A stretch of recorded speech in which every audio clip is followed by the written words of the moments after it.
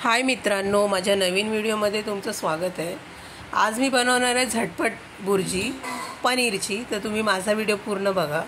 तर मी 400 ग्राम पनीर घेतले डी मार्टमधनं, एक मोठ्या साईजचा कांदा, एक टमॅटो, हिरव्या मिरच्या आणि कोथिंबीर घेतली आहे। सो आता मी कढईमध्ये तेल टाकलेलं आहे, त्यामध्ये थोडंसं जिरं टाकणार आहे। आता मी हिरव्या मिरच्या भाजून घेणार आहे, कांदा टमॅटो भाजून घेणार आहे तेलामध्ये आणि कोथिंबीर नंतर, आणि कढीपत्ता टाकला। आता ह्याच्यामध्ये मी हळद टाकणार आहे चिमूटभर, त्यानंतर मी धना पावडर टाकणार आहे ह्याच्यामध्ये चिमूटभर, गरम मसाला आहे ह्याच्यामध्ये, आणि गरम मसाल्यानंतर मी ह्याच्यामध्ये लाल तिखट टाकणार आहे कारण मला बुर्जी ही स्पायसी हवी होती।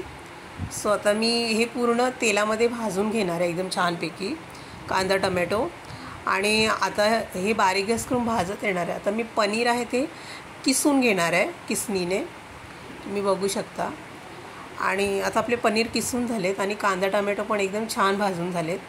आता मी त्यामध्ये पनीर टाकलेत आणि आता मी ह्याच्यावरती कोथिंबीर टाकणार आहे थोडीशी, आणि हे बारीक गॅस करून मी हलवून घेणार आहे एकदम हलक्या हाताने।